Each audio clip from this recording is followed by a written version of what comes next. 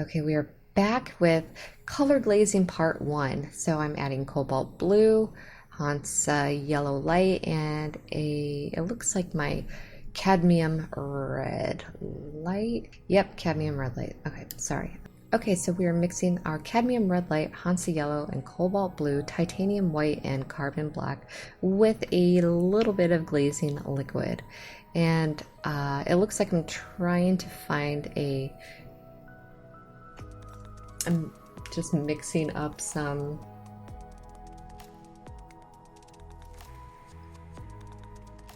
opaque highlights, it looks like. So anytime you add white, again, it's going to make your paint more opaque. So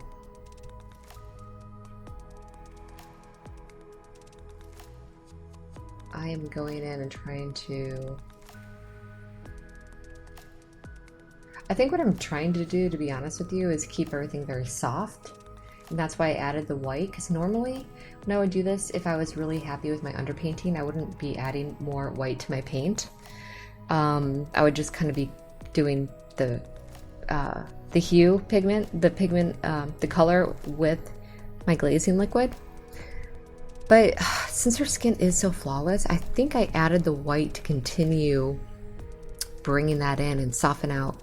I must have not been too happy with my underpainting, or I thought it could have been a little bit softer. So I really like this orange. It looks like a peach. That is the Cadmium Hansa Yellow Light, Cadmium Red Light, Hansa Yellow Light, and Titanium White mixed in. And that's really bringing in that youthful glow. And my blue, I'm probably going to start to put them, like into a little bit of my shadow spots. So you don't want your shadows for someone this young to be too harsh. And a way you can avoid that is, instead of adding black to darken your shadows, you could darken, darken down your blues and make them more into violets, or make sure that they're toned out by adding a little bit of titanium white with your black.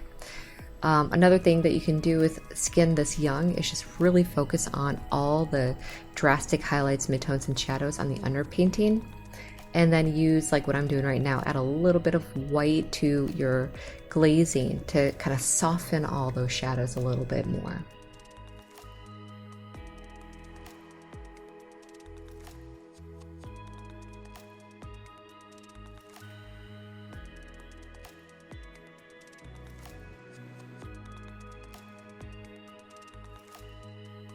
At the moment, I'm using kind of a big blender brush to soften out those lines.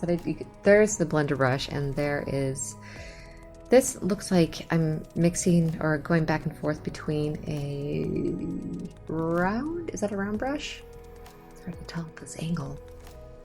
A round brush and a blender brush. So or a mop brush. You can call it a blender or a mop brush. But my blender brushes, or mop, what I do is, like, I put the paint in, and then I will take the blender brush and soften it right away so there's no hard edges on the outside, and that it blends in. Like, if I went a little bit too thick with my paint, you could use a dry blender brush to kind of get to it while it's still wet and soften it out and kind of like scrumble it into the background. But be very careful, because any kind of wet layer that hasn't dried yet with acrylic, if you try to scrumble it, could pull out all the layers that you've done underneath. So that's why I always say it's really important to let your paint dry before going over it again, and to be gentle with your brush strokes, unless you know for sure you haven't really touched the area and all the paint layers were dry before. But these are kind of the things that you learn along the way, and you'll know what I'm talking about when it happens to you. Like, I hate to, it sounds like a little bit harsh, but to be honest, it is like... It's one thing to teach you and tell you about things that might happen. It's another thing to experience it and understand what I mean, because you've experienced it through your own eyes. Okay, and even look at my paint right now, I can tell that some of my mixtures have started to dry up. So one thing that I could make a huge mistake on at the moment, if I don't do something about it, is if I try to pull up any of that old mixed paint, Doesn't look like I'm doing it at the moment. But if I did try to pull up any of that old mixed paint, I could run the risk of pulling up the paint off of my palette and painting it directly onto the face and get little clumps of dried paint on there. So just be very careful about going over your old paint. Now I'm just using the blender brush all over. So if there's anything that needs to be softened anymore, I can do that.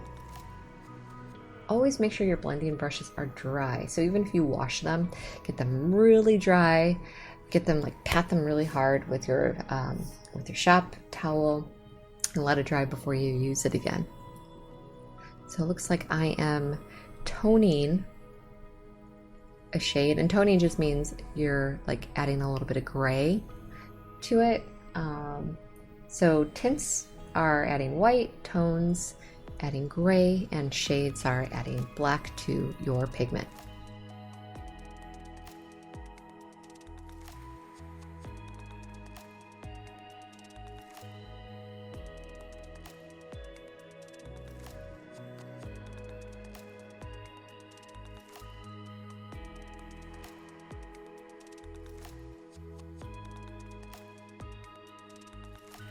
I wish I didn't do this. As you can tell, like, it kind of, what I was talking about with opaque, with white being opaque, I went over some layers that looked really good. But I mean, hindsight is 2020, right? Like, I know how it turned out, and I did really like this painting. So even if it's not like what when you watch yourself doing something, you're like, why did I do that? But you know what you're doing, you figure it out along the way, and it's just weird sometimes to watch it like you're a sportscaster doing like a what do they call it? Like a play-by-play?